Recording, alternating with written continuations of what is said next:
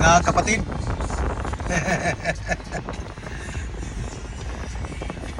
bakit pa kailangan ng gupit na pang big time? Yung iba kasi nakalimutan na nila yung ROTC ninyo. Di ba pag ang ROTC ninyo maganda yung gupit nyo, anong tawag ng commandant, ng platoon leader, ng company commander, ng battalion commander? Di ba ang tawag lab? Tawagin ka nila tapos mag thumbs up, sabihin nilang snappy. Di ba? Snappy ka. So, kasi maraming indicator ito eh. Marami siyang pinapahiwatig pag maganda yung gupit mo. Ibig sabihin, organisado kang tao. Organisado ka. Lalo na pag may mga awarding, safety awards, may mga conference, tapos bigyan ka ng parangal, tapos wala kang gupit. Anong ibig sabihin? Hindi ka organisado, hindi ka preparado, wala sa utak mo, wala sa pag-iisip mo ang importance ng awarding, ng parangal na ibigay sa'yo. Dahil hindi ka preparado personally.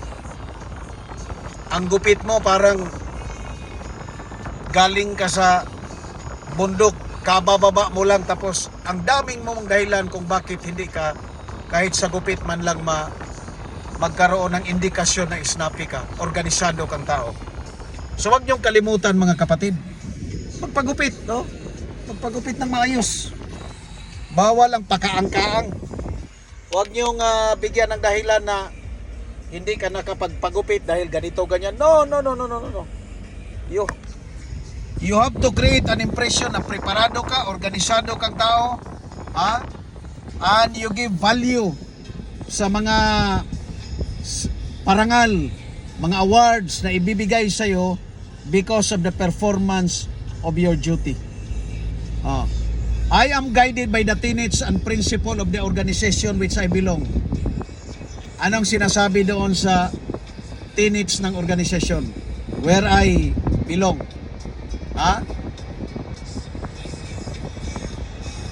That a brother should excel in their chosen field of endeavor. Kaya kung saan ka ilalagay, if you are guided by the tenets, you need to excel.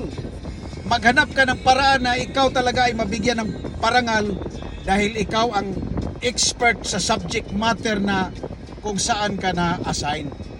Hindi pwedeng pakaangkaang lang. Isa dyan ang gupit because it indicates something. Organisado kang tao, lagi kang handa, meron kang disiplina sa sarili, and at the same time, na ukit sa iyong cerebrum yung mga bagay na pinag-aralan nung panahon ng ROTC ninyo. Kung dumaan ka ng ROTC at hindi naukit sa iyong cerebrum ang kahalagahan ng gupit sa isang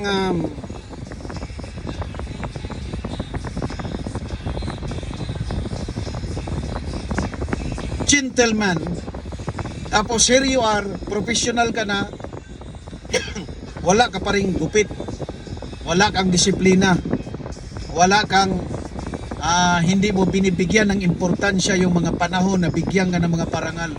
Hindi pwede. Pero ngayon mga kapatid, I'm heading to papunta kasi ako doon sa project, and I will be receiving a certificate of appreciation for reaching 5 million safe man hour sa isang project.